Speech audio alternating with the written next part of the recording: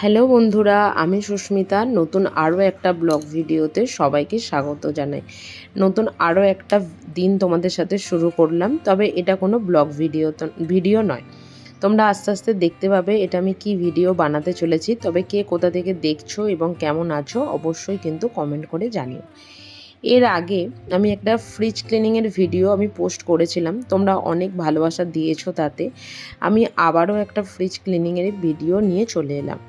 আগের ফ্রিজটা আমি শ্যাম্পু আর লেবু দিয়ে পরিষ্কার করেছিলাম, আর আজকে ফ্রিজটা পরিষ্কার করব হচ্ছে অল্প একটু জল নিয়ে, তার মধ্যে একটা শ্যাম্পু, একটু ভিম জেল, তার মধ্যে একটা লেবু আর কোলগেট মাজুন। যদিও এখানে আমি যে জলটা নিয়েছি জলের পরিমাণটা একটু বেশি হয়ে গেছে, তোমরা এখানে পরিমাণ মতন জলটা নিও।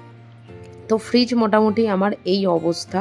তো সেটাকে এখন সমস্ত কিছু বার করে পরিষ্কার করব। আর এই ট্রেটাও মাঝে মাঝে পরিষ্কার করি, কিন্তু আজকে আর এই ট্রেটা পরিষ্কার করব না, কারণ 2-3 দিন আগে এই ট্রেটাকে বার করে ধোয়া হয়েছিল। আর এই ট্রের মধ্যে রয়েছে হচ্ছে আদা বাটা, রসুন বাটা, কখনো কখনো এখানে টক দই রাখা হয় টিফিন কৌটো করে, কখনো কখনো আবার আমরা যে আটাটা আগের দিন মেখে রাখা হয় সেটাকে লেচি করে একটা টিফিন কৌটোর মধ্যে এখানে রেখে দিই।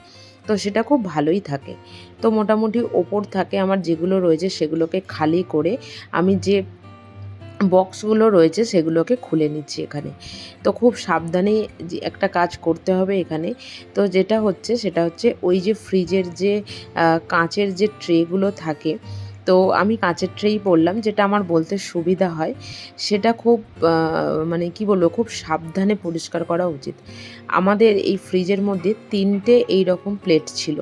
তো এই প্লেটগুলোর মধ্যে একটা প্লেট অলরেডি আমি ভেঙে ফেলেছি বলতে ইচ্ছাকৃত না, সকালবেলা পরিষ্কার করেছি, সারাদিন সেটা শুকিয়েওছে। যখন সেটাকে ফ্রিজের মধ্যে সেট করব বলে নিয়ে যাচ্ছি, অল্প কোথায় কোণাটা একটু জাস্ট কোথাও ঠেকেছিল, সঙ্গে সঙ্গে ওটা ফেটে একদম চুরচুর হয়ে গেছিলো। মনটা সেদিন বড্ড বেশি খারাপ হয়েছিল। সেই থেকে এই কাঁচের এই প্লেটগুলোকে বার করার মতন বের করে এরকমভাবে ক্লিন করার মতন দুঃসাহস আমি একদমই দেখাই না। এর আগে যে ভিডিওটা ফ্রিজ ক্লিনিংয়ের যে ভিডিওটা আমি পোস্ট করেছিলাম, সেই ভিডিওটা আমার যে বন্ধুরা দেখেছো তারা দেখেছো যে আমি ওটাকে ওইভাবে পরিষ্কার করিনি। আর আমি যে ফ্রিজটা পরিষ্কার করছি এই এটা তো আমি আমাদেরই ফ্রিজ বা আমরাই ব্যবহার করি, অতটা নোংরাও কিন্তু হয় না যে খুব একটা ডিপ ক্লিন করতে হবে ওরকম কিন্তু কোনো ব্যাপার নয়। কারণ এটা বলতে পারো আমি রোজ একটু একটু একটু একটু করে পরিষ্কার করি। কোনো একটা দিন যদি মনে হয় যে না 2-3 দিন তরকারিপাতি রাখা হয়েছিল পরস্পর, তো সেই ক্ষেত্রে তখন এটাকে একটু ভালো করে ডিপ ক্লিন করে নিই। তো এখানে ওই যে ঘাঁচগুলো রয়েছে, ঘাঁচগুলো তোমরা চাইলে ব্রাশ বা স্ক্রচ ব্রাইট দিয়েও পরিষ্কার করতে পারো, যাদের ফ্রিজগুলো প্রচণ্ড পরিমাণে নোংরা হয়েছে সেগুলো।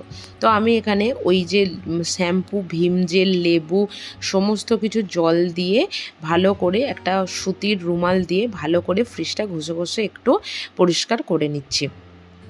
এরপর অল্প একটুখানি স্কচ ব্রাইটও আমি দিয়েছিলাম, তার জন্য নিচের পোর্শনটা অনেক সময় হয় যে আমরা হয়তো সাইডের দিকে কোথাও কিছু অল্প একটু রয়ে গেলে না, বা ওই যে ফ্রিজের ঘাঁচগুলো এই স্কচ ব্রাইটের তুলিটা দিয়ে কিন্তু খুব ভালোভাবে পরিষ্কার করা যায়। তো সেই কারণের জন্য সেটা দিয়েই পরিষ্কার করেছিলাম। সবথেকে বড় জিনিস, এই জিনিসগুলো দিয়ে ফ্রিজটা পরিষ্কার করলে না ফ্রিজের মধ্যে যে কোনো স্মেল সেটা কিন্তু তখন তো আর বেরোয়ই না। তার সাথে সাথে তোমরা তরকারিপাতি রাখলেও কিন্তু এই স্মেলগুলো কিন্তু একদমই বেরোয় না। তো আমি আগে এখানে ফ্রিজটা ক্লিন করে নিচ্ছি, তারপরে হচ্ছে ফ্রিজের যে জিনিসপত্রগুলো বার করেছি সেটাকে পরিষ্কার করব। কিন্তু তার আগে আমি এখানে যে কাঁচের প্লেটগুলো ছিল সেগুলোকে একদম সাবধানে রেখে আমি এসেছি, একদম রান্নাঘরের একটা সাইড করে দিয়ে এসেছি, যাতে কোনো রকম কোনো প্রবলেম না হয়। তো ফ্রিজটা মোটামুটি আমার শ্যাম্পু, লেবু, ভিমবার জেল এবং কোলগেটের যে জলটা দিয়েছিলাম সেটা দিয়ে কিন্তু আমি ক্লিন করে নিয়েছি। এরপর ওই জলটা ফেলে দিয়ে নর্মাল জল দিয়ে আরও ভালো করে ফ্রিজটাকে একটু পরিষ্কার করে নিচ্ছি। তাতে আমার মনে হয় ক্লিনিংটা একটু বেশি ভালো করে হবে। কে কে এই পদ্ধতিতে ফ্রিজ পরিষ্কার করো এবং এই 4টে জিনিস ছাড়া তোমরা কে কে ফ্রিজ ক্লিনিংয়ে আর কি দাও অবশ্যই কিন্তু আমাকে একটু কমেন্ট করে জানিও, তাহলে তোমাদের থেকেও কিন্তু আমার অনেক কিছু জানা হবে। তো এদিকে আমার ফ্রিজটা ক্লিন করা হয়ে গেছে। আর এদিকে আমাদের মানে বাড়িরই একটা দিকে মানে বাসন টাসন মাজার জন্য একটা জায়গা করা আছে, বেশ অনেকটা স্পেস। না হলে এই জিনিসগুলোকে তো না হলে বেসিনে পরিষ্কার করো, আর না হলে বাথরুমের একটা সাইডে। আর বেসিনটা তো জানেন যে কত আর বড় বেসিন, এগুলোর থেকে অন্তত ছোট। তো সেই কারণের জন্য এই দিকটা মানে এই দিকটা অ্যাকচুয়ালি উনি ওয়াশ এরিয়া করেছিলেন, তো সেই দিকটাতেই ভালো করে এগুলোকে ঘষে মেজে পরিষ্কার করে নিচ্ছি। আর এগুলো বেশিরভাগ আমি ভিমবার সাবান বা ভীম জেল সাবান দিয়েই পরিষ্কার করে নিই, এগুলোতে আমি আর সেরকম কোনো কিছুই দিই না। তো মোটামুটি আমার এই বক্স যেগুলো ছিল সেগুলো এখানে ক্লিন হয়ে গেছে। এবার এগুলোকে ধুয়ে নিচ্ছি। আর ফ্রিজে সেরকম কিছু সবজিপাতি ছিল না, অল্প একটুই সবজি ছিল। এর আগের দিন একটু টমেটো আনা হয়েছিল, সেগুলোই ছিল। তো সেই কারণের জন্য প্রত্যেকটা সবজি বার করে ধুয়ে ক্লিন করার এখানে কোনো প্রশ্নই নেই আর কি। তো মোটামুটি ওগুলো আমার পরিষ্কার হয়ে গেছে। আর এখানে ফ্রিজের যে মানে জিপার প্লাস্টিকগুলো আমি কিনেছিলাম সবজি রাখার জন্য, সেইগুলোকেও একটু ভালো করে ধুয়ে নিচ্ছি। জিপার প্লাস্টিকগুলো যে আমি একটা সবজি রেখেছি আবার অন্য একটা সবজি এনে তার মধ্যে রেখে দিই, আমি এটা করি না। যখন যে সবজিটা সেখান থেকে খালি হয়ে যায় তখন সঙ্গে সঙ্গে সেই জিপার প্লাস্টিকটাকে আমি খুব ভালোভাবে পরিষ্কার করে নিই।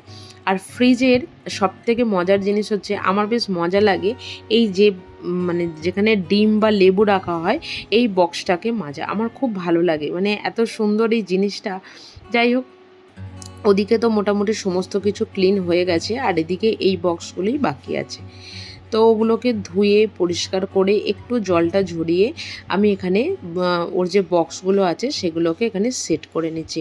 কারণ শুধুমাত্র ফ্রিজটা পরিষ্কার তো করলে হবে না, ফ্রিজে যে সমস্ত জিনিসপত্রগুলো ছিল সেগুলোকেও তো আগের জায়গায় সুন্দর করে গুছিয়ে রাখতে হবে, তাই না? দেখুন ভীষণ সুন্দরভাবে কিন্তু পরিষ্কার হয়েছে, আর কোনো কিন্তু স্মেলও নেই ফ্রিজের মধ্যে। তো ডিমটা আমি ওখানে রেখে দিলাম। আর ফ্রিজে ছিল একটা ফ্রুটি, একটু জেলি, একটু বাটার, তার সাথে ছিল হচ্ছে বরফ রাখার একটা মানে বক্স আর কি।